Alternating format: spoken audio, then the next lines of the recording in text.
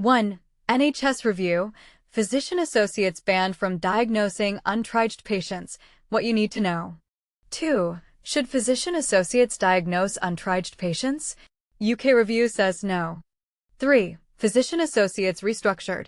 West Streeting's pledge on patient safety. 1. NHS review. Physician associates banned from diagnosing untriaged patients. What you need to know.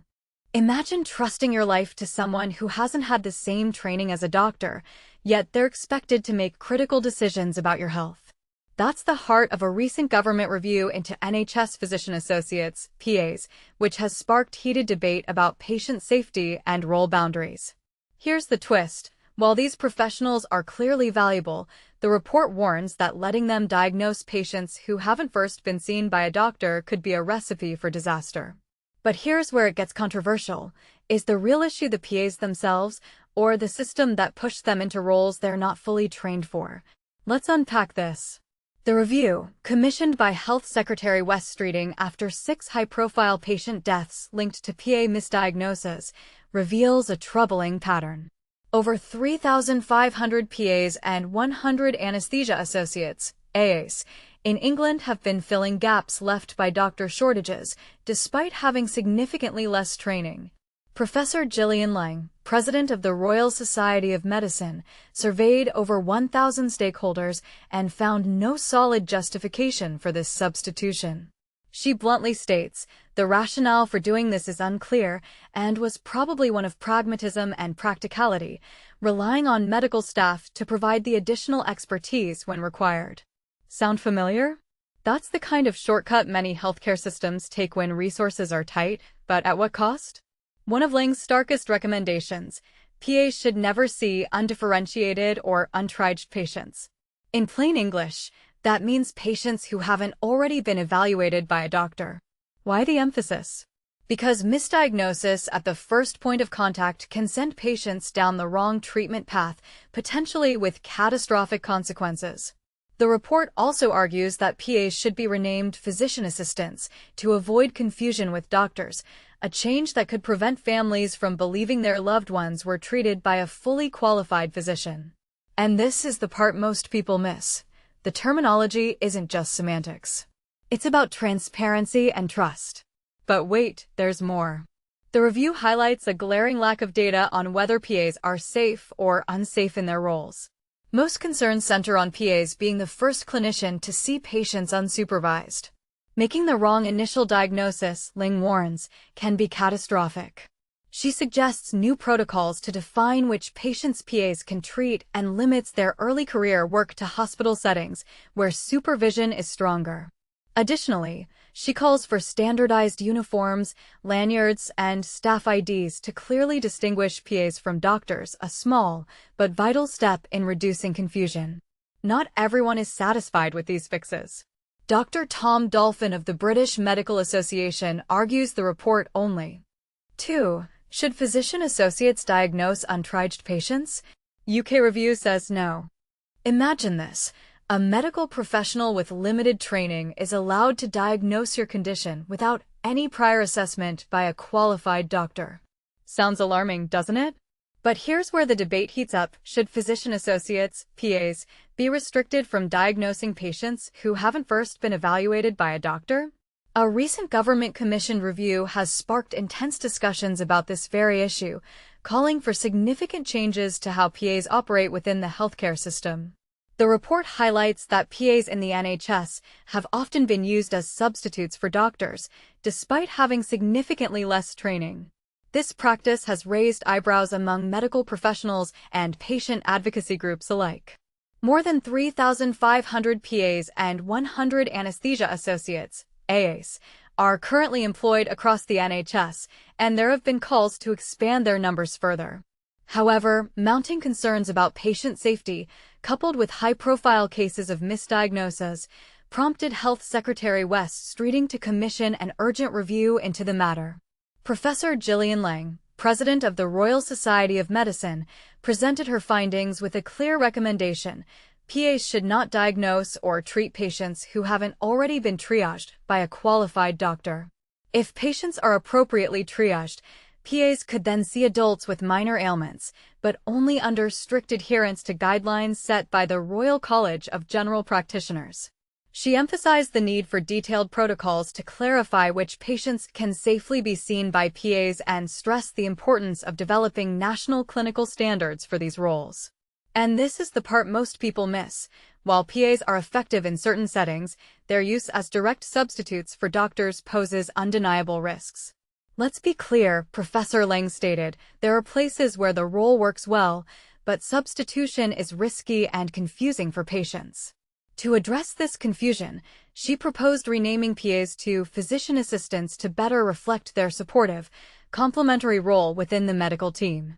Similarly, AAs could become physician assistants in anesthesia. Another striking suggestion involves requiring newly qualified PAs to gain at least 2 years of hospital experience before transitioning to GP surgeries or mental health trusts. Why does this matter?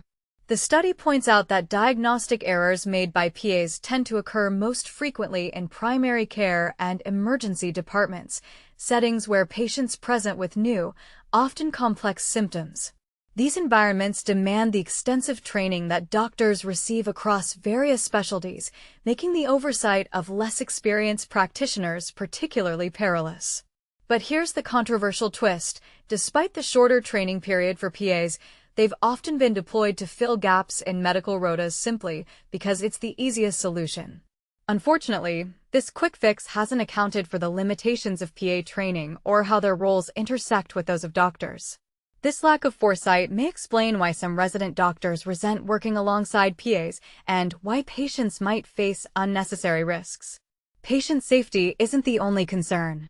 Many doctors worry about how the growing reliance on PAs impacts the training and job opportunities for junior physicians. Additionally, surveys conducted for the review revealed stark divisions in opinion. For instance, just 29% of doctors working with PAs in primary care believed it was appropriate for them to diagnose illnesses, while only 14% felt the same in secondary care. Interestingly, PAs themselves were more likely than doctors to think they could take on certain tasks, an imbalance that raises questions about role clarity. When it comes to AAs, doubts linger about whether their role is even necessary. With fully qualified anesthetists struggling to secure jobs due to fierce competition, introducing another layer of assistance seems questionable. Yet, Professor Lang concluded that abolishing the roles of AAs and PAs altogether isn't justified. Instead, she advocates for ongoing training and development opportunities, including the potential for prescribing medications in the future and advancing to higher levels such as advanced PAs or AAs. To ensure transparency, Professor Lang recommended standardizing identification measures for PAs and AAs through uniforms, badges, and staff directories, clearly distinguishing them from doctors. This step aims to help patients understand who is providing their care and what to expect. Helga Pyle, head of health at Unison, echoed this sentiment, stating that when PAs collaborate closely with doctors and other healthcare professionals, they can contribute meaningfully to improving services and reducing waiting times. However, the shadow of past tragedies looms large over this discussion. 6 patient deaths linked to interactions with PAs have been documented by coroners in England. One tragic case involved Emily Chesterton, a 30-year-old woman who died from a pulmonary embolism after being misdiagnosed twice by a PA and told she had anxiety instead. So, where do we go from here? Should PAs continue to play a supporting role in healthcare, or does their presence create more harm than good? Do you agree with the recommendations outlined in the review, or do you think stricter regulations are needed? Share your thoughts in the comments below. We'd love to hear your perspective on this critical issue. 3. Physician Associates restructured. West Streeting's pledge on patient safety. Picture this. You rush to A&E with concerning symptoms, only to discover the person assessing you lacks full medical training. That's the terrifying patient safety crisis that finally forced the UK government to overhaul the controversial roles of physician associates in the NHS. Health Secretary West Streeting has drawn a line in the sand. Physician assistants, as they'll now be called, must never replace doctors. This bombshell announcement comes alongside a complete adoption of Professor Gillian Lang's 18-point safety review triggered by alarming reports of misdiagnoses and patient deaths. But here's where it gets controversial. The review confirms what whistleblowers claimed for years. Undertrained PAs were indeed substituted for doctors in critical settings, creating what Lang bluntly calls clearly risky and confusing situations for patients. The sweeping reforms include a critical ban. PAs can no longer diagnose patients or handle undifferentiated cases, those without clear symptoms, in emergency rooms or GP practices. Imagine walking into A&E with vague chest pain. Under new rules, only a doctor can assess you initially. Instead, renamed physician assistants will be restricted to minor, pre-screened cases under strict protocols. Why the drastic changes? The evidence is damning. 6 avoidable deaths, including 30-year-old Emily Chesterton, who died of a pulmonary embolism after being twice misdiagnosed with anxiety by a PA, exposed lethal gaps. Lang's report delivers a devastating verdict. There's no compelling evidence that PAs are safe doctor substitutes in primary care. Yet despite this, the review shockingly stopped short of scrapping these roles entirely. Instead, it paradoxically recommends expanding their capabilities with future prescribing rights and advanced career paths. The report unearthed a disturbing pattern. Desperate hospitals plugged doctor shortages with PAs possessing just 2 years training versus a doctor's decade-long education.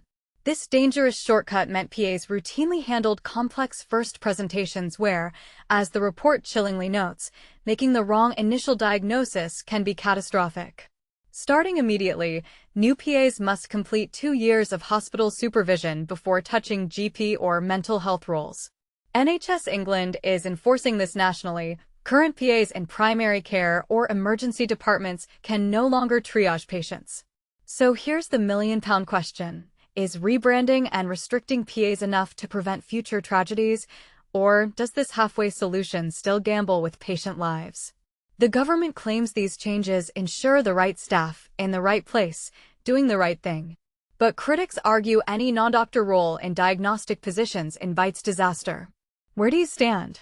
Should the NHS eliminate these positions entirely, or can reformed assistants safely support doctors? We're facing a healthcare crossroads. Shout out your verdict below.